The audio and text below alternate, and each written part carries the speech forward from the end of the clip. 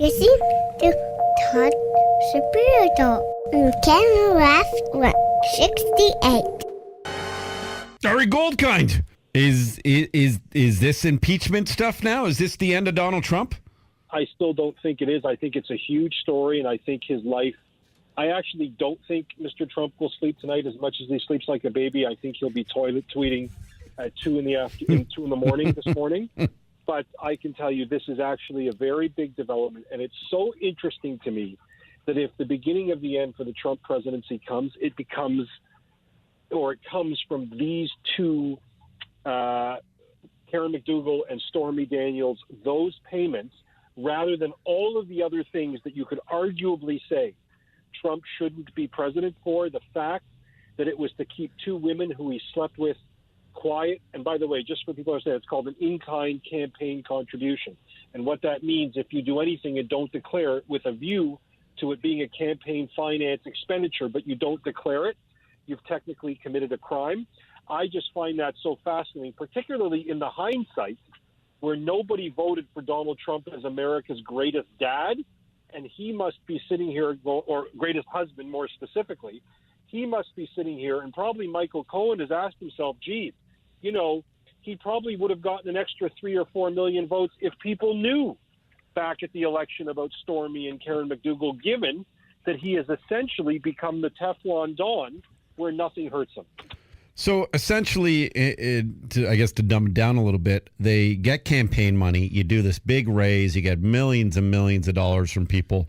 And you got to sort of reconcile and show where all those payments go to and what you're spending that money for. But they're doing these now using this money to go and pay off hush money, so to speak, so these ladies don't go and disclose some of their stories, which Trump thought may have hurt him. And you're saying, hey, listen, it might not even hurt the guy. And how ironic is that they probably didn't need to do this hush money stuff? Am I getting this right? It's 3/4 of it. Most of the time, you know, it doesn't matter.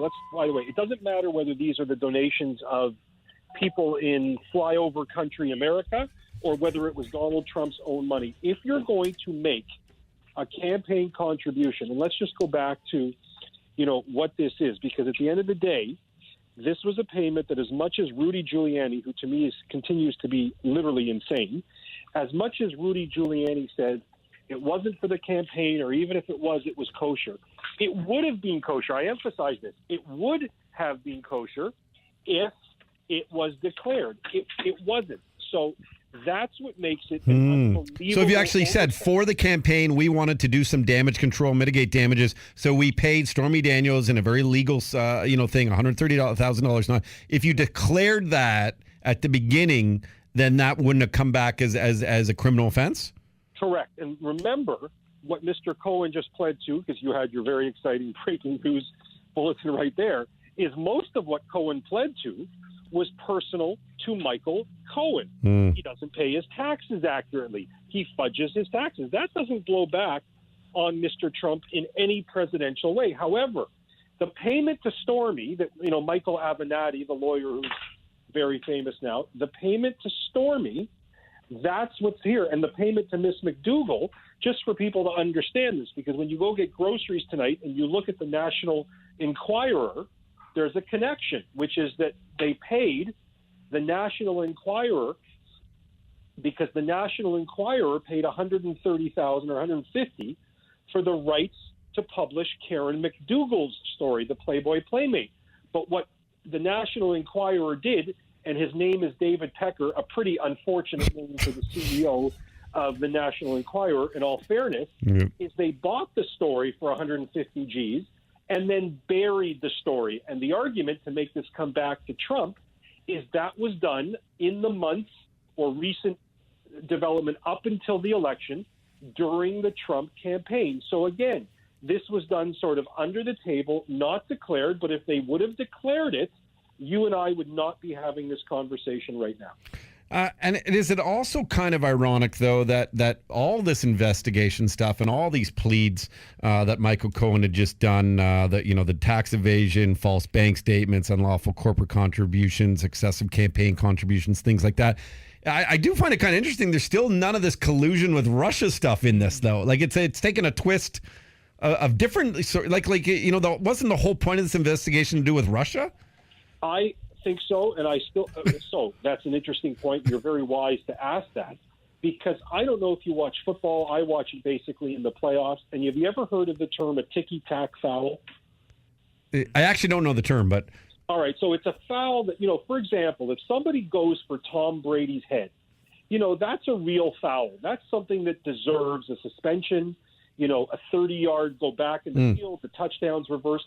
That's dirty game, going for the head of the passer, right? But in football, there are also ticky-tacky fouls. Somebody was going into the end zone anyway, but, the linebacker 60 yards back held the other guy's shirt. Yeah. It's like a poochy ticky-tack foul. So for me, this whole Russia, which is, it's very interesting, because I happen to think the Russia story continues to be a non-story. Of course, Russia is trying to interfere in the election. Of course they are. But the idea, even the Trump Tower meeting, which gets so much attention in mainstream media, the idea that anybody would think on that campaign, from his son to anybody any of the other room, that you can't sit in that meeting and hear what is being said about Clinton. I think there is a part of treason to it. I think there is something treasonous about hearing what a foreign government has dirt on you. But somehow the story that isn't told, and maybe it bothers me more than others, is this is exactly what America does in about 10 to 15 other countries. And somehow this Russia story, which never seems to connect to Mr. Trump, although I still think at its core it does. I still think he's into the Russian mafia and Russian financiers for tons of money. That's the only explanation for this. But I could argue against that, Todd, and say, why is it in the world's why is it not in the world's best interest that Russia and America get along? There's a good argument to that. We could go in circles. But to me, Michael Cohen, right now as we speak, is providing the closest ammunition, much more than I think Robert Mueller has, to actually beginning to look at a criminal conspiracy for Donald Trump. Really? Yeah. Wait, well, expand on that. So what you have to understand about Michael Cohen, and I think most people do, is Michael Cohen is the real deal in terms of his relationship with Donald Trump. He knows where every body is buried. And at the end of the day, these two were in a conspiracy to avoid campaign finance laws. So there are all sorts of anti-conspiracy laws in the States, which, might not be that familiar to people, but they're extremely, extremely powerful for prosecutors. In other words, two people forming or formulating a plan to avoid legal scrutiny. Yes. And again, Michael Cohen has been Trump's personal lawyer. I'm not talking like Rudy Giuliani stupid in the last year or two. Michael Cohen has done and been part of most of Mr. Trump's deals. So if anybody knows what's on those tax returns, if anybody knows about who he owes money to and why, it's Michael Cohen. And going back to Russia, even if the information came out that Putin and Trump are friends, I still think that there has been, as much as you could say Trump is a buffoon, and you could easily say that, we've said that many times, there has been a clear attempt to delegitimize the election and victory of Donald Trump. I think that's almost as un-American as anything else, particularly when you go back to the history of the story, and we really are going into the weeds here, but you asked, where Russia's involvement was known. I emphasize this. Russia's involvement and attempts to hack the election was known by Barack Obama, who, by the way, I'm a big fan of. So this is not to knock Obama. But Obama, and you can read this in the New York Times, on CNN, this is mainstream media, decided not to publicize that during the election because he thought it would look like he's trying to tip the scales or influence the results. So this secret of Russia wasn't a secret. So I just think it's a tiring story that Russia and Trump, the story that's much more interesting to me, and I'll pause here because this part of the story, in my view of it, will bore everybody. Of all of the things to say that Trump is doing that are contrary to the interests of the United States, to delegitimize a win that he had fair and square when he had the forces of Facebook, Google, Twitter, all operating with, as Jack Dorsey, the head of Twitter, I'm sure you saw this yesterday, Todd, agreed that all of these social media sites are very left-leaning.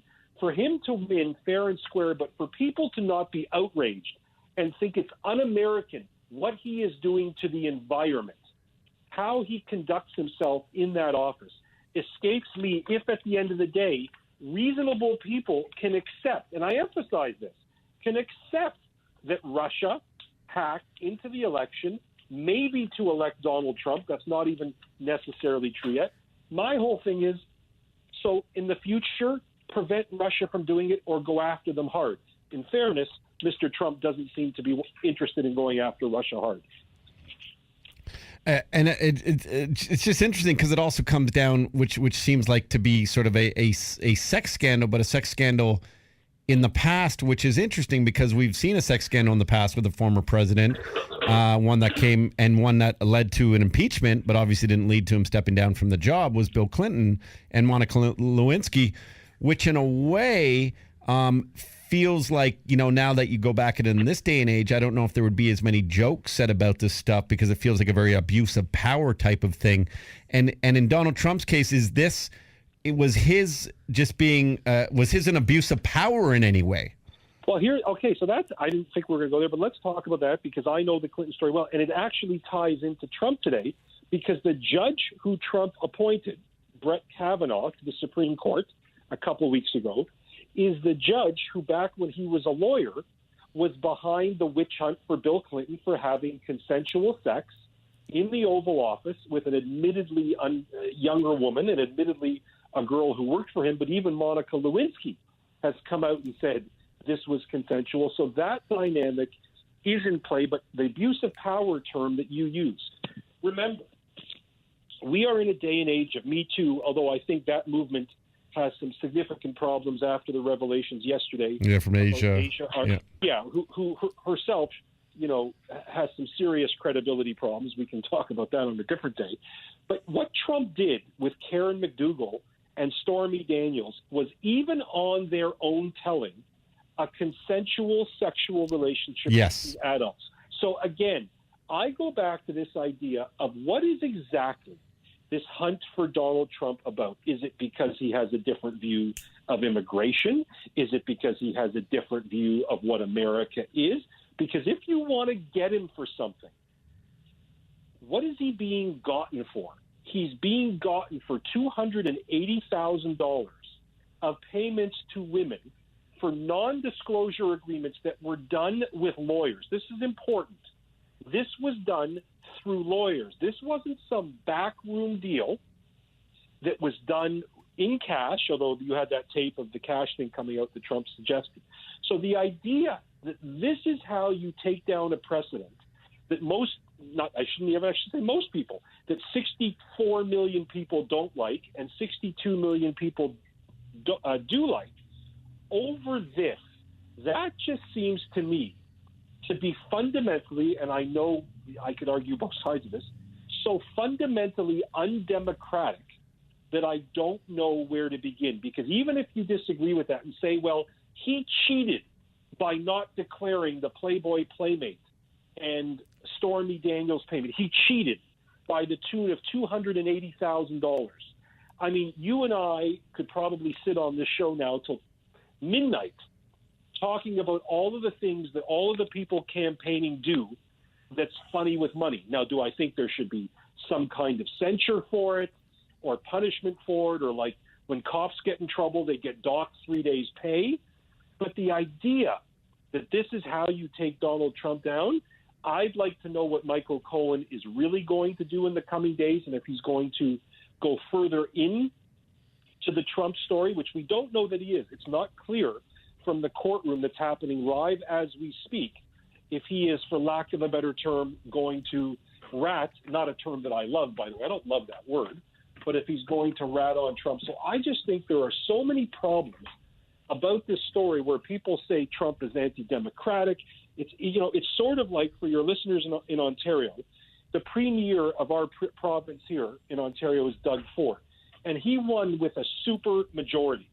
And somehow people think that, even though you win with a super majority, you're not entitled to legislate or govern. And I'm a person who believes the ballot box, and, a lot of people might disagree with me here, and that's fine, but I believe the ballot box matters.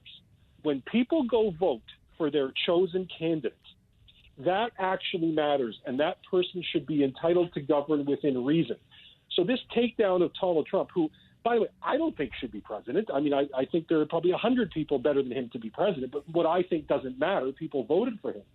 I just have a real series of problems with all of these things in his orbit until somebody comes out and tells me, here's what he did, here's why it broke the law, and here's why it's a matter of national significance that should deprive 62 million people of the person they went to a ballot box and directly voted for. Yeah, and I guess what I kind of find interesting about it, and again, this isn't me supporting Donald Trump in any way, but it's when you do what he calls this witch hunt, it's like, and Ari, you're a lawyer, you'll try criminals for certain things, but if you don't find that evidence on what you're based on trying them, you're not then going, oh, by the way, he cheated on his wife though 4 years ago. That's why I think there's an ultimate irony here again, is that Michael Cohen, when we talk about campaign finance contribution laws that were broken, I think those are counts 7 and 8 in the Cohen indictment. Remember, we're talking about payments to two women for $280,000 in a $200 million campaign that Donald Trump had consensual sexual relationships with. One in 2006, that's Stormy, and it was right after Melania was pregnant, which to me, that's more impeachable. Cheating on your wife who just had your child, literally just had your child, with a porn star without a condom.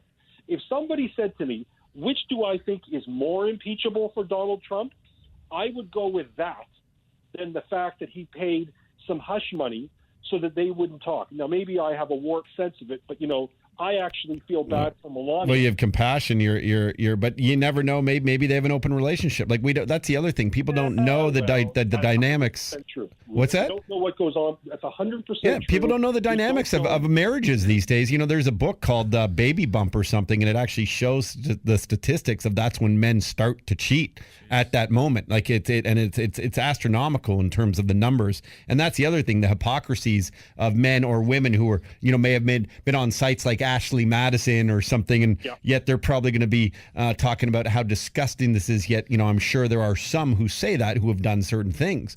So, well, look, you and I both know, and I think this is, I've always been very passionate about this, that for all of the people, for example, who hate gay people or who are homophobic or can't stand the idea of transsexual people and they want this band and that band, go to that person's search bar on Google and take a look at their search history from about 10 at night till about 1 in the morning, and you'll find out the truth about people like that. I've always believed that. Oh, well, the statistics on what people search, I was reading an article on Pornhub to show what people or human beings are like. So I guess the ultimate question is, and you sort of said it off the top, but in case we got new listeners listening now with Ari Goldkind and this Michael Cohen kind of revelations and the trial going on and his what he's sort of these now charges against him, will this take down Donald Trump? I don't think so. Believe it or not, I actually don't think so. I think the November elections will get a little wonky here. The November elections will matter because for impeachment, you still need to have an unbelievable majority of the House or the Congress. And depending on who wins in November and if articles of impeachment are drafted, fine. But I still, as much as you can hate Donald Trump, and you can hate him till the cows come home, the idea that those two offenses, based on what we know now, remember, there may be some developments later today, there may be more information coming out, but if at the end of the day, he and Michael Cohen acted in cahoots, and remember, I'm going to be very wonky here, but I think the point is important. Donald Trump would be acting as the candidate under legal advice, whether it's from Michael Cohen. Interesting. So you can use that as an excuse.